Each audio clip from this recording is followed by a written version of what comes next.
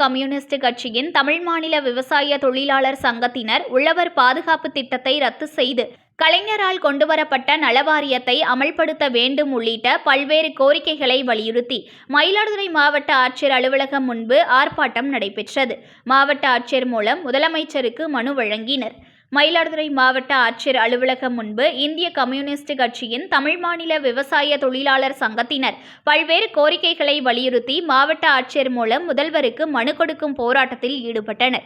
மாவட்ட தலைவர் நீதி சோழன் தலைமையில் நடைபெற்ற இந்த ஆர்ப்பாட்டத்தில் இந்திய கம்யூனிஸ்ட் கட்சி மாவட்ட செயலாளர் ஸ்ரீனிவாசன் மற்றும் விவசாய தொழிலாளர் சங்கத்தினர் மற்ற மாநிலங்களை விட தமிழ்நாட்டில் 100 நாள் வேலை குறைந்த நாட்கள் வழங்கப்படுவதை கண்டித்தும் உழவர் பாதுகாப்பு திட்டத்தை ரத்து செய்து முன்னாள் முதல்வர் கலைஞரால் கொண்டுவரப்பட்ட நலவாரியத்தை அமல்படுத்திட வேண்டும் என குடிமனை பட்டா இல்லாத அனைவருக்கும் சிறப்பு குழு அமைத்து இலவச குடியிருப்பு மனை மற்றும் குடிமனை பட்டா வழங்கிட வேண்டும் என்றும் 100 நாள் வேலை திட்டத்தை நகராட்சி மற்றும் பேரூராட்சிகளில் விரிவுபடுத்த வேண்டும் உள்ளிட்ட பல்வேறு கோரிக்கைகளை வலியுறுத்தி கோஷங்களை எழுப்பினர். அதனைத் தொடர்ந்து தங்கள் கோரிக்கைகள் அடங்கிய மனுவை மாவட்ட ஆட்சியர் மூலம் முதல்வருக்கு மனு வழங்கினர்.